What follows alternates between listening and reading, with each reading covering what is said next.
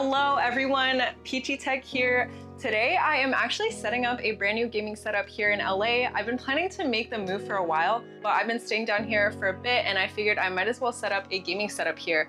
I'm so tired of gaming on this crusty, dusty, foldable like beer pong table. Honestly, that table takes up so much space in the room too, so I've got a brand new desk from flexispot that I'm gonna set up. My home gaming setup is not the most aesthetic, so I'm gonna try to make the setup here look nice, but nzxt just launched a brand new subwoofer, speaker set, switch mix, and headset. So I'll be setting up my whole audio setup around that. And I've honestly never really had my own audio setup, so I'm super excited to set this up. But yeah, let's get into it.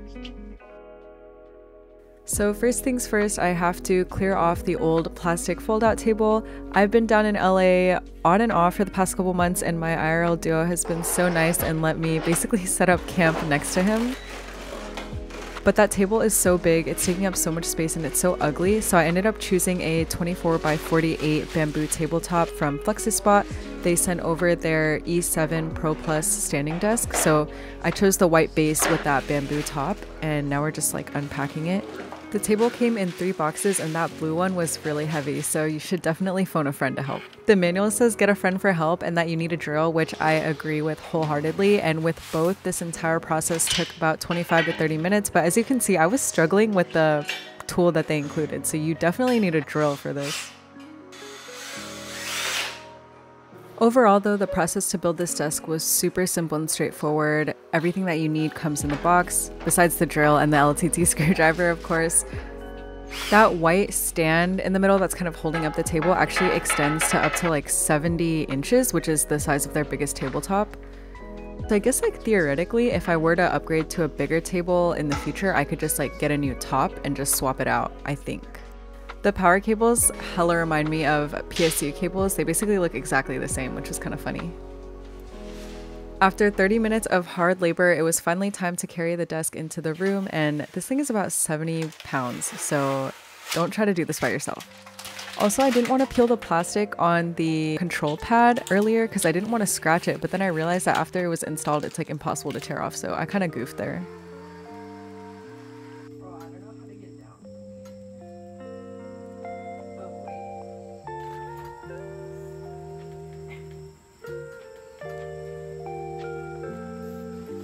I was not being dramatic, guys. That table goes up to 49 inches high.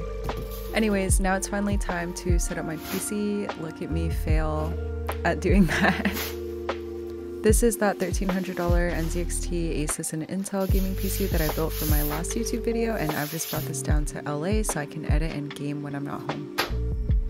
Keeping with the all-white clean aesthetic, I'm using this white topographic desk mat from Deskr. It's super soft and smooth. It low-key feels like microfiber, but it's still smooth when you move your mouse over it, which is really cool. So here I had the PC set up sideways, which I actually didn't mind since I don't have dual monitors here, but I ended up moving my PC like 50 different times to try to get everything to fit. If you haven't watched it already, be sure to watch my PC build tutorial on this. The keyboard I'm using is the High Ground Basecamp 65 JJK collaboration, but the keycaps don't really match my current aesthetic, so I'm swapping that out for some Deskr keycaps. At $55, I'm not sure I can really recommend these because some of the legends are a little off and they aren't smooth when you look at them in the light. They also have some serious ghosting when you have the RGBs turned on. And the moment we've all been waiting for, the nzxt Relay Audio Collection finally launched today. This collection includes an 80-watt stereo speaker set, a 140-watt subwoofer, a headset, and a switch mix. I'm actually the most excited about that switch mix. In terms of pricing though, the switch mix is $130, the headset is $100, the speaker set is $250, and the subwoofer is $150. So if you were to buy everything, that would bring you to about $650. Oh wait, this is cute. The speaker set is super aesthetic, but honestly nothing too crazy. What's really interesting is the switch mix. The headphone stand that it comes with includes a pressure sensor, so when you put your headset on the stand, it automatically switches your output from your headphones to your speakers.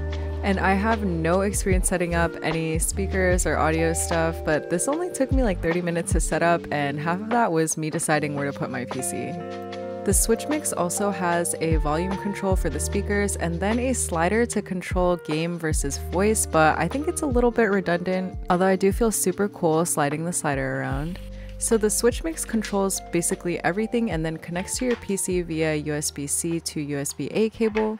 The speakers themselves plug into the subwoofer, and then there's a set of cables to connect the left and right speakers together. You actually have to unscrew these gold things and stick in these exposed wires in order to connect them. I low-key feel like I'm hot wiring a car, but it ended up working just fine. Make sure you screw it in all the way though, or else one of the speakers might stop working. With the relay collection, you can use nzxt cam to change custom EQ settings, enable surround sound, and even customize the LEDs on the switch mix. The relay headset also comes with a mic, which you'll hear in a second. This is what the nzxt relay headset mic sounds like. It actually sounds really freaking good for a headset mic. What the heck? Alright, I'm about to ruin your chill vibes for a second, but you already know I had to play laser beam to test out the bass and the audio.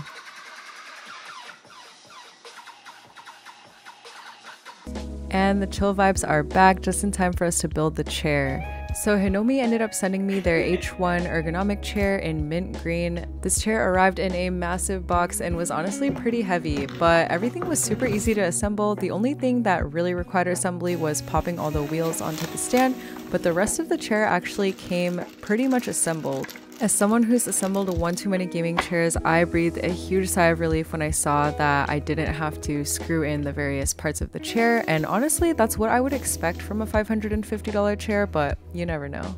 The only other thing we had to screw on was the headrest.